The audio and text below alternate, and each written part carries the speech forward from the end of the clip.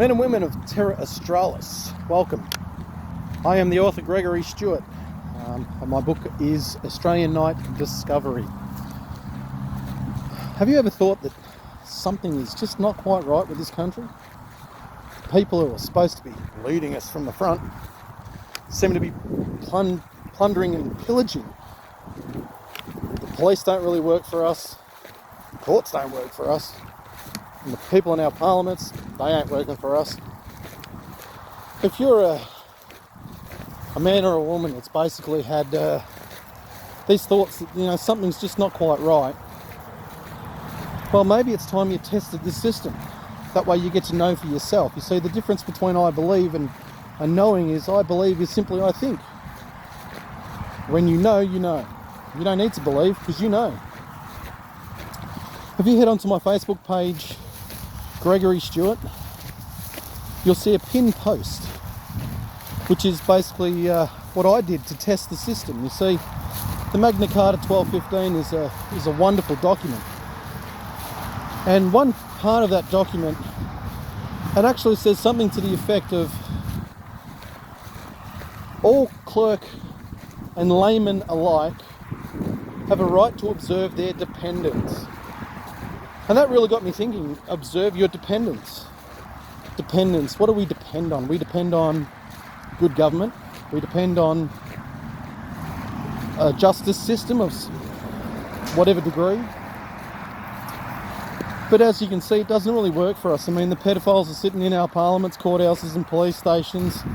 Most of these people are on Jeffrey Epstein's list. And they get to get away with all sorts of shit. Now, Con Job 19, the pandemic.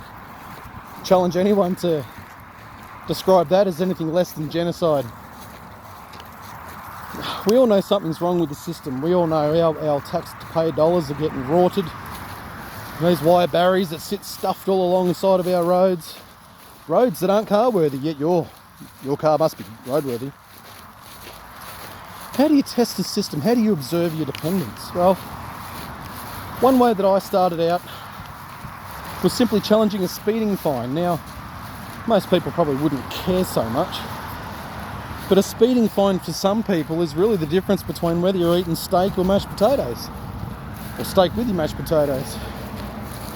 $300-400 for a speeding fine, $1,000 plus for holding your mobile phone in your hand. How do you get off speeding fines and fines in general? How do they issue them? Well, if you get onto my Facebook page and have a look at my pinned post, you'll see my experience. And that is how I went about challenging these people. If you do decide to send emails, don't forget to start CCing in everybody. The Defence Department, your Attorney General of your state, because you won't find the Governor General's good old puppet David Hurley's email address. And then what you can do is you can get yourself a speeding fine and elect to go to court. And all you have to do is challenge their authority. And the best way that you can do that is simply asking questions. Who are you? Create joinder between yourself and I. Prove there is joinder. All these people are operating under what we call ABN registrations, Australian business numbers. They are businesses, they are not government. On that pinned post, you'll see a number of references to get you started. You could also add Daryl O'Brien, Darren Dixon, Wayne Glue, Brian Shaw. Now, I'm not going to tell you to believe everything that they say. I'm not going to tell you to take their word as gospel. What I am going to tell you is to do your own bloody research. Start looking into this shit, and maybe you might get a full understanding of what's going on and who these people are, what their agenda is, and then you might actually get some nous about fighting the system, because everything that they do to us, everything they're doing is criminal activity, and every time you comply, you're actually engaging in criminal activity. By paying a fine, you're engaging in criminal activity. Ignorance of the law is no excuse, and woe unto those who do not know. And believe it or not, ladies and gentlemen, maxims in law are powerful. They're using them against you. You can use it against them. The burden of proof is on he who makes the claim, not the denier. You're making a claim, you've got authority, okay. Provide the evidence. Where's your paperwork? Now, these people have some serious hurdles to get over, and we don't let them move forward until they've got past the hurdle.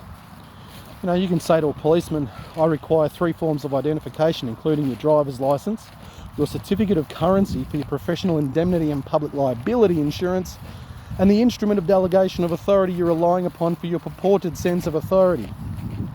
You see, I would use the word purported because I tested the system and it fell short. You should use the word alleged because they are alleging. And all those speeding fines, it'll have an alleged speed. Were you speeding? Well, it's none of their business. Then you look at things like the Constitution, you look at things like the Imperial Acts Application Act. Now, this is another one that got me thinking. You see, the Imperial Acts Application Act is quite a special document, and it does actually state in there something to the effect of all promises of fines and forfeiture of property must come through a court of competent jurisdiction. What is it that makes a court competent, and where does it derive its jurisdiction? This goes back to the Magna Carta 1215.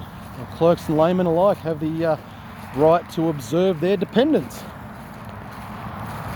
Well, I'm going to be making some videos over the next few weeks, months, basically breaking down what I did, how I did it. For all of you morons out there that think I'm an idiot, you go right ahead. Results speak for themselves. All you're going to be doing is putting your hand up and saying one of two things. I'm abundantly stupid, or I'm part of the problem. So feel free to identify yourself. Sing it out. For those of you who do wish to learn, for those of you who are getting a sense that something is definitely bloody wrong with this country, you know, the reference points I put down on that pinned post, you know, well worth considering. I will never tell you to believe me. Don't believe a word I say, that's fine.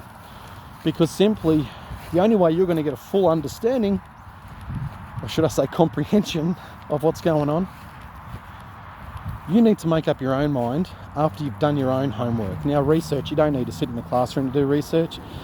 Libraries are obviously a really good start, and if you wanted to do some research, you know, books and so forth. You know, I spent over $1,000 on books and I beat the system. But it wasn't just the books that got me through it, it was listening to multiple sources. Be free with D. Isn't she a gem? You know, one thing I got from her was joinder, the word joinder. What is it that proves joinder between you and me? Now, I'm a living man, I'm not a person.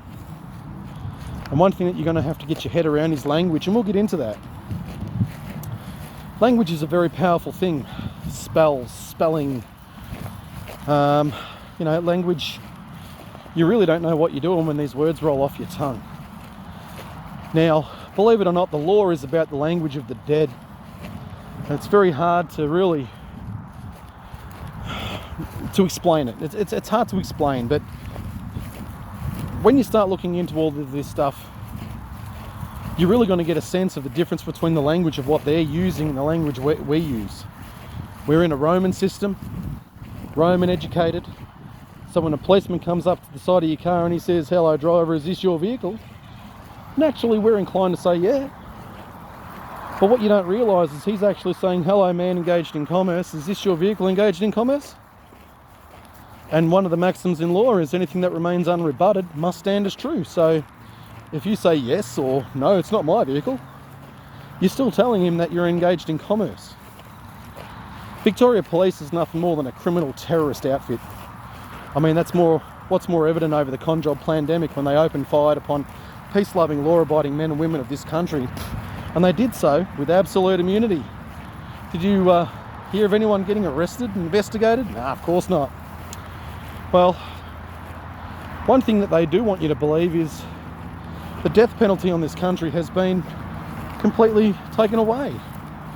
Well, I'd like to challenge anyone out there to test out the Crimes Act 1914 that states something to the effect of, you know, those who are tainted of treason and found guilty suffer the death by hanging. So, Daniel Andrews, can't wait to see you piss your pants. Shane Patton, well, you're another one. You're a special little turd, aren't you? And then you've got things, you know, like what's that arsehole's name? Brett Sutton. You know that guy that said, you've got to take your jab? The genocide death jab?